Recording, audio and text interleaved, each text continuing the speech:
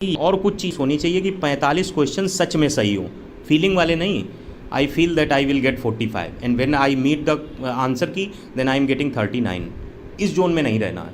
I feel that I will get 50 and after meeting the answer key I am feeling that I am getting 44 point something. ये चीज़ रहनी चाहिए आपके साथ। और इधर समझदारी दिखानी है जितनी दिखा सको, और उधर जनरल अवेयरनेस में बेवकूफ़ी नहीं करनी है। जनरल अवेयरनेस में बेवकूफ़ी यही है कि अगर मुझे आराम से 20 क्वेश्चन हमारे सही हो गए, 25 क्वेश्चन सही हो गए, तो मैं बाकी 25 की चिंता करके वहाँ समय लगा रहा हूँ और निगेटिव पा रहा हूँ। बेहतर है कि इधर जो क्वेश्चन छूट रहे हैं रीजनिंग में, उधर समय लगा दो आगे। उधर आपके 25 हो गए, दैट इज़ इनफ।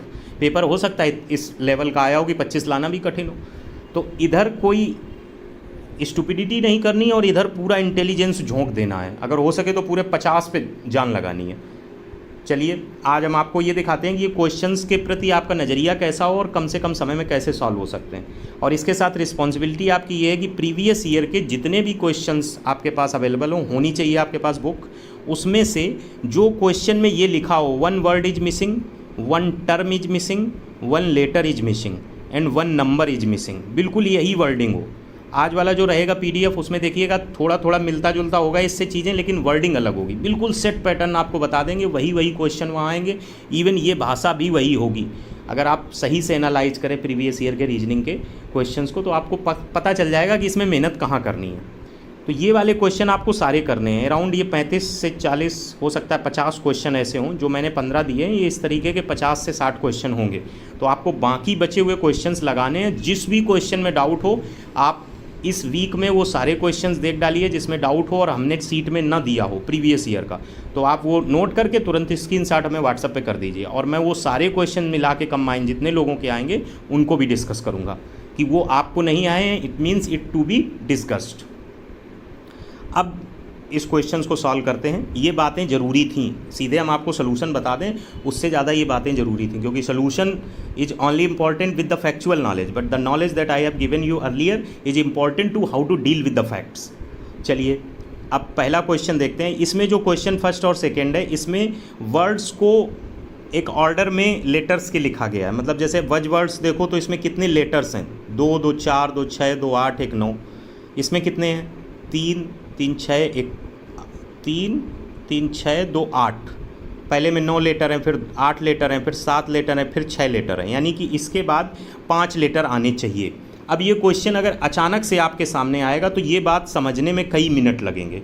और यदि क्वेश्चन ये आप कर लिए होंगे फिर आपके सामने आ जाएगा, तो सबसे पहले आप यही देखेंगे कहीं ये चीज़ तो इसमें फॉलो नहीं हो रही है। फिर दूसरे लेवल पे जाएंगे, और चीज़ें क्या हो सकती हैं, मतलब अरेंजिंग में और क्या नया हो सकता है जो आप नहीं जानते हैं। एक तो ये हो गया लेटर्स। लेटर्स में अब आपको 5 लेटर का ढूंढना है, तो 5 लेटर का सिर्फ हनी है, तो हनी इसका आंसर हो जाएगा। इसमें क्रिएटिविटी ये हो सकती है कि वो आपके सामने पहले वर्ड को स्टार्ट करें ए से, दूसरे वर्ड को स्टार्ट करें बी से, तीसरे वर्ड को स्टार्ट करें सी से, चौथे वर्ड को स्टार्ट करें डी से, 5वां वर्ड पूछ दें क्या है। तो एक ये चीज़ है जो नई हो सकती है। दूसरी चीज़ क्या नई हो सकती है, दूसरी और जानो। वो पहला वर्ड स्टार्ट करें ए से, दूसरा वर्ड स्टार्ट करें जेड से, तीसरा वर्ड स्टार्ट करें बी से, चौथा वर्ड स्टार्ट करें वाई से, और आपसे पूछ दें 5वां वर्ड किससे स्टार्ट होगा, सी से, या 5 तक दे दें, छठा किससे होगा, तो जेड वाई उल्टा चल रहे हैं तो यक्स आ जाएगा। तो एक ये हो सकती। और क्रिएटिविटी क्या हो सकती, पहला ए से स्टार्ट करें, दूसरा डी से स्टार्ट करें, बीच में बी सी का गैप दे दिया, तीसरा ई एफ जी से स्टार्ट करें, चौथा इसी तरीके से और अगला वर्ड पूछ दें। मतलब किसी भी लेवल की इस तरीके की क्रिएटिविटी हो सकती है। अब क्वेश्चन नंबर 2 पे अगर पहुँचें तो उसमें भी यही है। इसमें डिक्रीजिंग ऑर्डर है, इसमें इंक्रीजिंग ऑर्डर है। पाल में 3 वर्ड हैं, जॉल में 4 वर्ड हैं, स्पाइन में 5 वर्ड हैं और ग्रिप्ड में 6 वर्ड हैं। 7 वर्ड का ढूंढना है तो एंशिएंट में आपको 7 वर्ड मिल जाएंगे, बाकी सभी में 8 वर्ड या 9 वर्ड होंगे। तो करेक्ट ऑप्शन यहाँ पे सी हो जाएगा।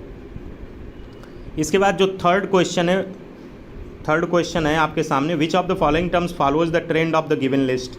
ये सब सिंपल क्वेश्चन है, लेकिन उन सिंपल क्वेश्चंस में गलती ना हो उसके लिए आप देख लीजिए। आज कल परसों जो क्वेश्चंस आएंगे, अब धीरे धीरे लेवल थोड़ा अच्छा आता चला जाएगा, क्योंकि ये सरलतम क्वेश्चंस में थे।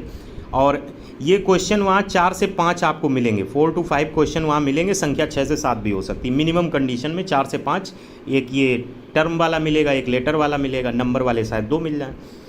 Which of the following terms follows the trend of the given. ध्यान से देखो तो इधर 5 एक्स हैं, फिर 5 एक्स पहले हैं, फिर ओ पीछे चला जा रहा। ओ की पोजीशन चेंज होती चली जा रही है और एक ऑर्डर फॉलो हो रहा है। तो ध्यान से देखिए, ओ खिसकता खिसकता 2 यक्स के बाद आ गया, तो अगले वाले में 1 यक्स के बाद आएगा, तो डी ऑप्शन हो जाएगा। सिंपल कॉमन सेंस लगाना है, बहुत ज़्यादा यहाँ थ्योरी वगैरह का यूज होता नहीं है, और यही प्रोसेस अगर आप रखेंगे, पैरेलल में हमारे साथ चलेंगे तो चीज़ें आसान रहेंगी। इसके बाद अगला क्वेश्चन है, series is given with one term missing, select the correct alternative to complete the following series. इन क्वेश्चंस में जो गलतियाँ आपसे होती हैं वो गलतियाँ होती हैं केवल एक टाइम टेकन, सही तो सब कर लेते हैं, टाइम टेकन मिनिमम टाइम अगर इसमें आप दे रहे हैं तो आपके पास टाइम और बच जाएगा और आप पूरे 50 क्वेश्चंस पे माथा पच्ची कर पाएंगे।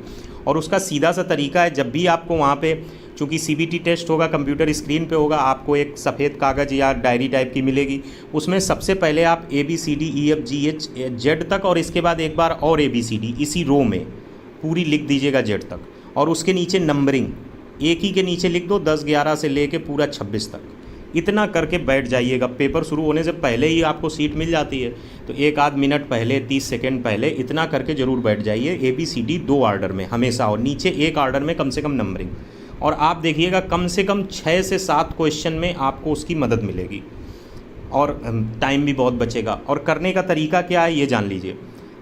जैसे ये क्वेश्चन है RIFKBYDURWNK, तो क्या आएगा, तो आपको सबसे पहला काम करना है कि फर्स्ट लेटर को रिफ़र कर लो, RKDW, R और यहाँ क्रॉस लगा दो, R, फिर इसके बाद क्या है K, फिर क्या है D, फिर W है। अब W देखो, हम पीछे जा रहे हैं तो हमें आगे W क्रॉस नहीं लगाना है, यानी कि पीछे आप एक बार ABCD पीछे अगर लिख दें तो WXYZ करके आएगा, यानी हम यहाँ पे W काट सकते हैं, इतना सा नया क्रिएट कर लें। तो हम क्या देखेंगे कि R से शुरू हुआ, K पे आया, तो बीच में गैप कितना है, LMNOPQ, यानी 6 का गैप है। और फिर K से जब D पे गए तो कितने का गैप है, EFGHIJ, यहाँ भी 6 का गैप है। और फिर D के बाद जब हम W गए तो ABC और XYZ, यहाँ भी 6 का गैप है, यानी W से हमें 6 पीछे जाना पड़ेगा, और 6 पीछे जाएंगे तो आपको क्या मिलेगा, P मिलेगा, आपको मिलेगा P। क्यों, क्योंकि P के बाद QRSTUV और जोड़ो 3 3 6, यानी P मिलेगा, ऑप्शन बचे 2। और ये बड़ी जल्दी होगा, जब एग्ज़ाम का प्रेशर होता है ना, तो जितना मैंने बोला इससे बहुत जल्दी हो जाएगा। अब दूसरा देखो, दोनों में दूसरे ही लेटर से पता चल जाएगा ऑप्शन क्या होगा। तीसरे पे रिसर्च करनी नहीं है, सिर्फ दूसरे पे रिसर्च करनी है, दूसरे पे रिसर्च करनी है। यहाँ पे ये सहूलियत मिल जाती है ऑप्शन से और समय की बचत हो जाती है। दूसरे में क्या है, IBUN, I कहाँ है, ये है, और B कहाँ है, ये है। U पीछे होगा, फिर N पीछे होगा, U यहाँ पे है और N यहाँ पे है। ध्यान से देखिए, IBUN, यानी कि N से हमें पीछे जाना है। IB के बीच कितना अंतर है, UN के बीच देख लो, वही अंतर होगा। OPQRST सब में 6 का अंतर है, इधर भी 6 का अंतर है, तो N से 6 पीछे चले जाओ, N से 6 पीछे चले जाओ। KLM 3 पीछे हो गया, HIJ 3 पीछे हो गया, G आ गया, यानी PGD हो जाएगा, ये B ऑप्शन हो जाएगा।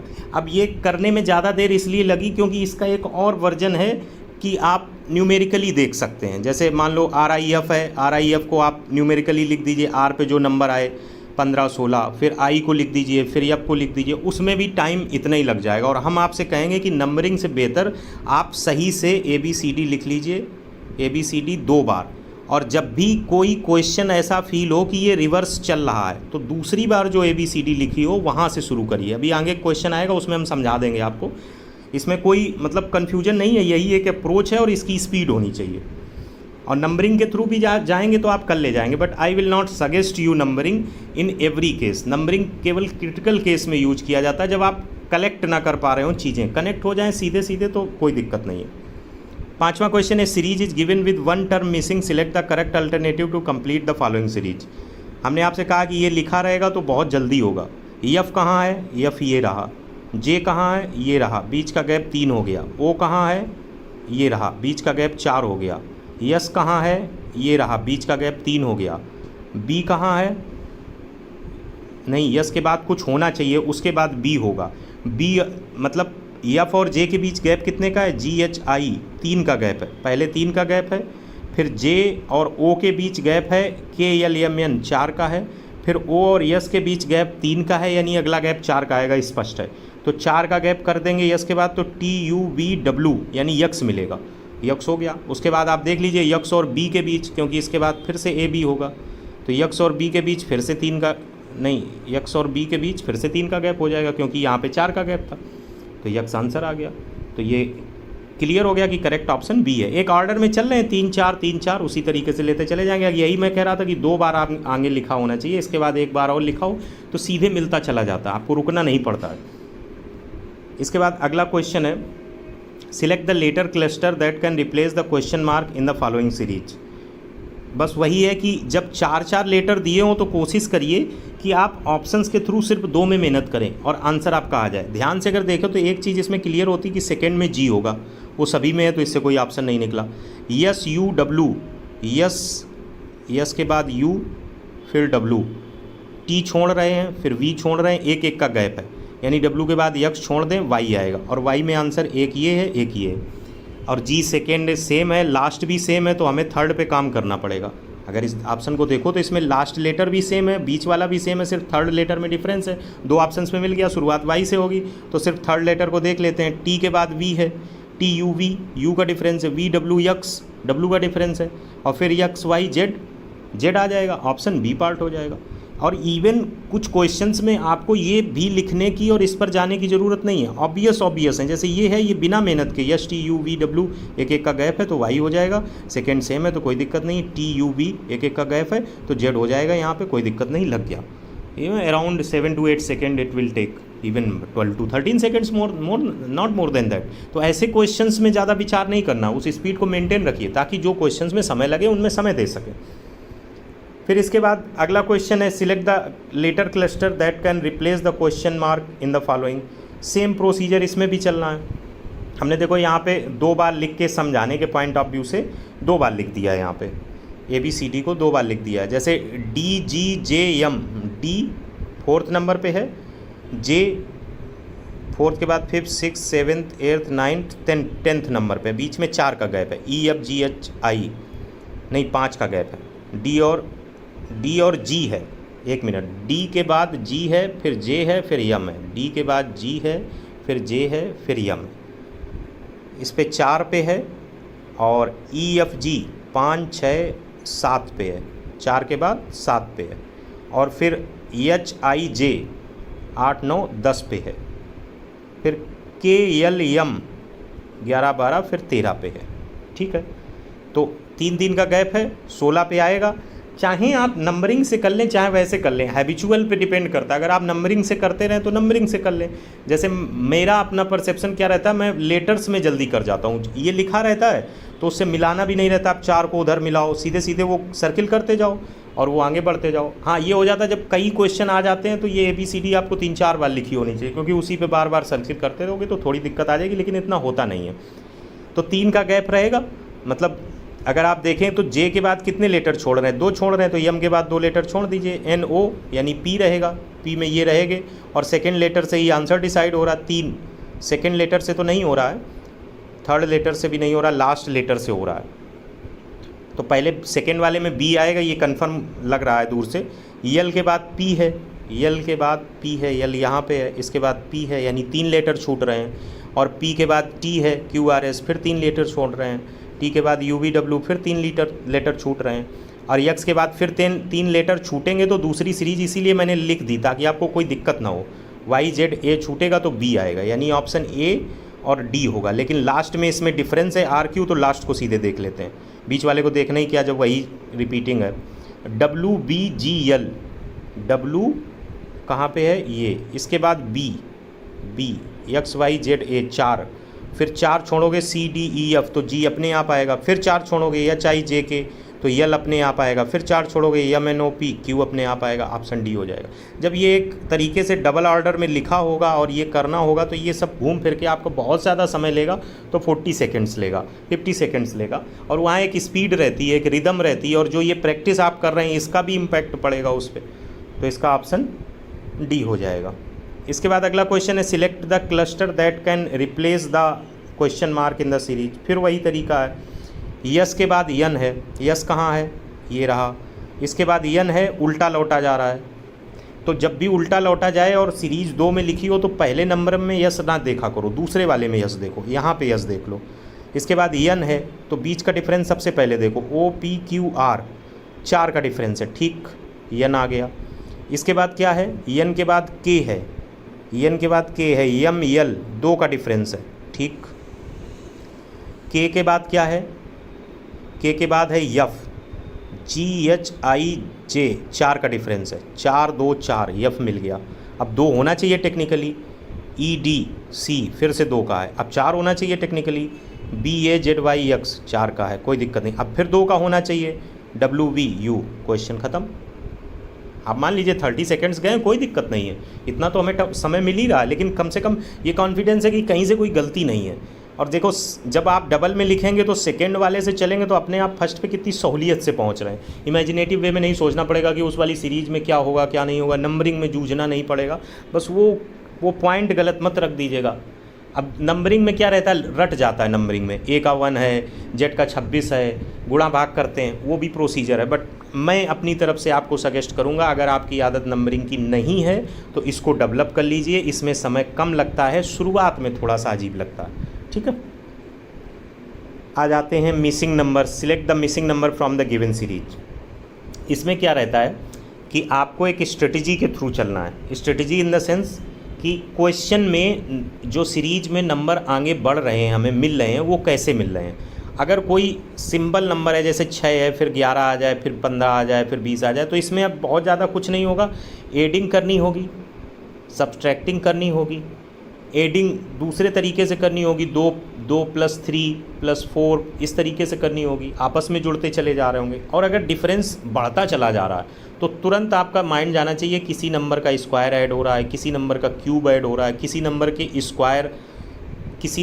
स्क्वायर -1 या ऐड हो रहा है, कोई नंबर है उसका स्क्वायर -1 ऐड होता चला जा रहा है, फिर इधर भी नंबर बढ़ रहा है, x+1 का होल स्क्वायर, और इधर सेम रह रहा है, और या दूसरे कई निकल आते हैं, क्यूब -1 हो रहा है, क्यूब +1 हो रहा है। तो ये दिमाग में रखना, जैसे क्वेश्चन 6, 25, 62, 123, 341, तो जैसे ही 6 के बाद 25 दिखा तो दिमाग में कुछ स्ट्राइक करता है कि यहाँ पे कुछ खेल तो नहीं है, मतलब ये स्ट्राइक करता है कि कुछ खेल तो नहीं है। अब देखिए कैसे खेल पता चला, अगर ध्यान से देखो तो 62 64 के इर्द गिर्द है, यानी 2 की कमी है, तो तुरंत दिमाग में आएगा 25 में भी तो 27 में 2 की कमी है, 8 में तो 2 की कमी कर दो तो 6 आ जाता है, तो क्यूब माइंड में आ जाता है। और ये स्वाभाविक तौर पे होगा जब आप क्वेश्चन लगाएंगे। और क्वेश्चन में हमेशा याद रखिए, जब कोई नंबर 10 से कम हो, उसके बाद नंबर 30 से कम हो, उसके बाद नंबर 70 से कम हो, तो वहाँ क्यूब का खेल है। ऐसे ही कोई नंबर 5 से कम हो, उसके बाद कोई नंबर 10 से कम हो, फिर उसके बाद कोई नंबर 20 से कम हो, फिर उसके बाद कोई नंबर आपका 30 से कम हो, तो स्क्वायर का खेल है। ये चीज़ दिमाग में रहनी चाहिए। तो यहाँ पे अगर देखेंगे तो 2 के क्यूब में 2 घट रहा है, फिर 3 के क्यूब में 2 घट रहा है, फिर 4 के क्यूब में 2 घट रहा है, फिर 5 के क्यूब में 2 घट रहा है, तो अगले वाले में 6 के क्यूब में 2 घटेगा तो 214 आ जाएगा। तो इसका करेक्ट ऑप्शन सी हो जाएगा। इसके बाद 10वां क्वेश्चन है, in the following section select the missing number for the given series. देखो इसके कॉन्सेप्ट नहीं है, लेकिन प्रैक्टिस के साथ कुछ कॉन्सेप्ट क्रिएट किए जा सकते हैं ताकि वहाँ पे क्वेश्चन सॉल्व करने की प्रोबेबिलिटी बढ़ जाए और कॉन्फिडेंस जो हो वो बेसिस उसका कुछ होना चाहिए। जैसे 72, 73, 77, 86 इस तरीके का क्वेश्चन अगर आपके सामने आए तो एक दिक्कत होती है यार, ये 72 के बीच में पहला ये टर्म जनरली 95% स्टूडेंट का यही जाता है कि बीच का गैप देख लो, 1, 4, 9, उसके बाद पता नहीं 1, 4, 9 में थोड़ी फीलिंग आई यार कि 1 1 का स्क्वायर है, 4 2 का स्क्वायर है, 9 3 का स्क्वायर है, कहीं इसी फॉलो में तो नहीं है। तो बिल्कुल है, उसको चेक किया जाएगा। इसमें 1 का स्क्वायर जुड़ा है, इसमें 2 का स्क्वायर जुड़ा है, इसमें 3 का स्क्वायर जुड़ रहा है, 77, 9, 86 ही होते हैं। अगर हम 4 का स्क्वायर 86 में जोड़ दें यानी 4 चौको 16 तो 102 आ जाएगा, ये ठीक है, लेकिन 127 भी इसी पे फॉलो होके मिले तब हम इस पर पक्का करेंगे। और अगला 5 का स्क्वायर यानी 25, 127 यानी कन्फर्म हो गया। ये खुद ही आपने कॉपी चेक कर ली है, इसके लिए आंसर की ज़रूरत नहीं होती है। तो रीजनिंग के क्वेश्चंस में आपके नंबर लगभग पक्के होते हैं और वो निर्भर करता है प्रैक्टिस पे। अगला क्वेश्चन है, in the following question select the missing number. हाँ, इसमें एक ट्रिक है, क्या है, if 1 and 4 is in initiation, अगर बीच में डिफरेंस 1 and 4 का है तो हमेशा इस addition and subtraction of squares जरूर देख लो। मतलब 1 and 4 यहाँ पे जैसे 1 and 4 पॉजिटिव में जा रहा हो सकता है निगेटिव में भी चला जाता, तो स्क्वायर से सब्सट्रैक्ट हो रहा है। तो 1 4 और 9 अगर आगे दिख जाए तो आप तुरंत समझ जाइए कि स्क्वायर्स का गेम है। इसके बाद अगला question, in the following question the select the missing number from the given series. 88, 81, 75 और उसके बाद 66। 88 के बाद 81 में 7 का डिफरेंस है, 81 के बाद 75 में 6 का डिफरेंस है। मतलब क्रोनोलॉजिकल ऑर्डर में है 7 6, तो अपनी तरफ से मान के चलो कि अगले वाले में 5 का होगा, उसके हिसाब से आंसर देखो 70, फिर अगले वाले में 4 का होगा, 66 मैच कर गया यानी 70 आंसर हो जाएगा। तो जब कभी ज़्यादा संख्या सीरीज में ना दी हो, डाउट लगे कि ये वाला होगा कि नहीं होगा, तो उसको तुरंत उसी हिसाब से कर लो, फिर लास्ट में ज़रूर एक आध टर्म होगा, उसको उससे एक तरीके से सेटिस्फाई कर लो तो वो आंसर क्रिएट हो जाएगा। तो सिंपल है, इसमें कुछ है ही नहीं। अगला क्वेश्चन है, which number will replace the question mark in the following series. अब जब भी ये क्वेश्चन अच्छा क्वेश्चन है, मतलब थोड़ी देर के लिए आपको प्रॉब्लम क्रिएट करेगा, लेकिन इसका सोल्यूशन जान लो। When numbers are either repeating and not having certain pattern, ये मैं रिसर्च के पॉइंट ऑफ व्यू से बोल रहा हूँ, ये कहीं से मैंने उठा के नहीं टीपा है। Initially check for pattern in alternative format and then adding और subtracting check in chronological order. कहने का मतलब ये है कि जब आपको जैसे 19-19 दिखा, ये एक पहचान होती है। इसके अलावा जैसे आपको दिखा 17-19, 13-9, बीच में 17-19 में सिर्फ 2 का डिफरेंस है, फिर 19-19 है, तो इसमें कोई ऑर्डर आपको जनरली दिख नहीं रहा है, और नंबर्स बहुत ज़्यादा एक्सटेंट में नहीं जा रहे हैं कि अचानक से बीच में 172 हो फिर 590 हो। तो यहाँ ये पता चलता है कि मल्टीप्लाई का गेम है, मल्टीप्लाई का भी नहीं दिख रहा है, एडिंग का भी नहीं दिख रहा। तो सबसे पहला काम होता है कि आप अल्टरनेट पैटर्न को एक बार चेक कर लो। अल्टरनेट पैटर्न का मतलब 4 को 9 से चेक करो, 9 को 19 से चेक करो, 19 को 39 से चेक करो, 39 को नेक्स्ट वाले से करो, एक एक लेटर छोड़ के, और उसको अलग चेक करो। 13, 17, 19, 23। तो जब हम ये चेक करते हैं तो 13, 17, 19, 23, 13, 4, 17, 2, 19, 4, 23, 4, 2, 4 का मिलता है, और फिर 2 का मिल जाता है 23, 25। तो इसमें एक छोटा सा पैटर्न समझ में आता है। चलो दूसरा चेक करते हैं। 4 और 9 के बीच 5 है, 9 और 19 के बीच 10 है, 19 और 39 के बीच 20 है, तो 5 दूनी 10 दूनी 20 दूनी 40 होगा, 39 और 40 79। देखो उसके इर्द गिर्द कुछ ऑप्शन है, हाँ मिल गया। अब बात ये आती है कि ये तो चलो ठीक है, इसमें ये हो गया। अगर थोड़ा सा क्वेश्चन कुछ और हो, उसको कैसे पता करेंगे, कुछ और नयापन क्या हो सकता है। तो नयापन क्या होता है कि जैसे आपने यहाँ पे ये वाला पैटर्न पाया, हो सकता है अगले वाले पैटर्न में 4 के बाद 11 हो, 11 के बाद 19 हो, मतलब 7 जोड़ा, फिर 8 जोड़ा, फिर 9 जोड़ा। तो कुछ भी मतलब पैटर्न हो सकता है, ज़रूरी नहीं कि 5, 10, 20 ही जुड़े, नंबरिंग जुड़ सकती है, 4, 2, 4, 2 चल सकता है, 2, 3, 4, 5 चल सकता है, एक पैटर्न मिलेगा। तो ये चेकिंग हमेशा याद रखिए, first letter is checked by third is checked by fifth, और खासकर उस सीरीज में जिसमें आपको सीधे कुछ दिख ना रहा हो। और दूसरे चेकिंग भी कर ली जाती है, जैसे हमने देखा 4 में 9 जोड़ा 13, फिर 9 बीच में आ जा रहा है, 9 में 8 जोड़ा, फिर 19 आ जा रहा है। कहीं से कोई चीज़ आपको इंटरलिंक्ड होती नहीं मिलेगी, तब इस प्रोसीजर पे चेक करना है, पहले इंटरलिंकिंग खोज लेनी है। चलिए अगला क्वेश्चन देखते हैं। Study the given pattern carefully and select the number that can replace the question mark in it. जिन लोगों ने ये क्वेश्चंस लगाए होंगे उनमें 15 में यदि उनके 14 माथापच्ची करने से सही हो जाते हैं, ये छूट रहा है, तो आपकी तैयारी ठीक है। ये क्वेश्चन अगर पहली बार में नहीं आता है तो कोई बड़ी बात नहीं है। ये क्वेश्चन वहाँ बेवजह करके ना हो, गलत करके ना हो, तुक्का लगा के ना हो। अगर आ रहा है तो ठीक है, और थोड़ी देर डील करने के बाद आ जाता है। इसका भी मैंने इसके कई क्वेश्चन लगाए, 10-12 क्वेश्चन पे गया और उस पर अपनी माथापच्ची की, और एक रिजल्ट पे पहुंचा कि माइंड से कैसे डील किया जाए। मतलब हमें किसी भी क्वेश्चन को जो बना रहा है, एग्जामिनर बना रहा है क्वेश्चन, उसको कैसे पकड़ा जाए। उसका तरीका ये है कि जब भी इस सीरीज में क्वेश्चन आए, जहाँ पे 1, 2, 3 लेटर, फिर 1, 2, 3 लेटर, इस मैट्रिक्स फॉर्मेट में अगर क्वेश्चन आए तो सबसे पहले ये चेक करो कि कहीं 2 लेटर छोटे और 1 लेटर बहुत बड़ा तो नहीं है। सबसे पहले ये चेकिंग करनी है। और जो लेटर बड़ा हो, जनरली मिडिल का बड़ा रहता है जनरली, और जो लेटर बड़ा हो उसको 2 लेटर से ऐड करके, 2 लेटर का मल्टीप्लाई करके, 2 लेटर को सब्सट्रैक्ट करके, 2 लेटर को ऐड करके फिर मल्टीप्लाई करके, इतनी चेकिंग ज़रूर करो। फिर से बोल रहे हैं, 2 लेटर जो छोटे हैं बड़े की तुलना में उनको ऐड करके, जो 2 लेटर छोटे हैं उनको सब्सट्रैक्ट करके तो आएगा ही नहीं, तो 2 लेटर छोटे हैं उनको ऐड करके, 2 लेटर जो छोटे हैं उनको आपस में मल्टीप्लाई करके, 2 लेटर जो छोटे हैं उनको ऐड करके फिर मल्टीप्लाई करके, ये 3 चेकिंग ज़रूर करो। तो जैसे आप यहाँ देखो 3, 5 है, तो हमने 5 तिहाई 15 किया, 2 घटा दिया, 13 आया। 11 चौको 44, 44 के बाद हमने सोचा 2 घटाएँ, तो 42 आएगा। इसके बाद हमने 21 के बाद यहाँ कुछ सोचा कि हो सकता है, जब नीचे गए तो 20, 22, 18, 20, 18 से कम नहीं, 18 दूनी 36, 360 माइनस किया, यानी ये प्रोसीजर तो बेकार हो गया। अब दूसरे वाले पे चले हम, 5, 3, 8 जोड़ा, अभी पहले सिंपल गुणा किया, 5, 3, 8 जोड़ा, 8, 5, 13, 11, 4, 15, 15, 12, 27, चलो इसमें 5, 7, 12, अगली बार में 19 आ जाए। तो हमने यहाँ 21 प्लस कुछ भी लिया, 23 लिया, 22 लिया, मान लो 23 ले लिया, 43, 43 प्लस 19 75 होगा, नहीं होगा। 21 18 ले लिया, 39 प्लस 19 75 होगा, नहीं होगा। दो चीज़ें गड़बड़ गलत हो गई, कोई दिक्कत नहीं, यही प्रोसीजर है। फिर 5, 3, 8 हमने जोड़ा और 8 में मल्टीप्लाई करके देखा, 8 एकम 8, 8 दूनी 16, 16 आ रहा है लेकिन 13, चलो 3 घटा के देख लेते हैं। फिर 11, 4, 15 जोड़ा, पहाड़ा पड़ा, उस हिसाब से पड़ा कि ये 27 मिल जाए। अब ऐसे तो नहीं कि 15 चौको 60 करें फिर घटाएं, 15 एकम 15, 15 दूनी 30, 30 किया, फिर 3 घटा, वहाँ 16 में 3 घटा तो फीलिंग आई कि कुछ हो सकता है। Let's try. 21 है और 21 में हम प्लस समथिंग है और उसमें 2 का गुणा करके 3 घटाएँ, 75 आना चाहिए, तो कुछ नहीं है। 21 है प्लस समथिंग है, ठीक है, यक्स हो गया, इंटू 2 - 3 बराबर 75।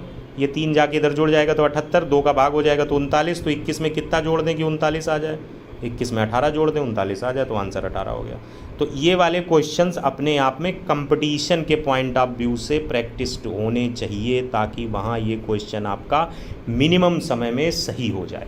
और अप्रोच याद रखिए, target the highest number in numeric form, add other two smaller number, then multiply smaller number, then add other numbers and multiply with 1, 2, 3, keeping in mind what is the greatest number।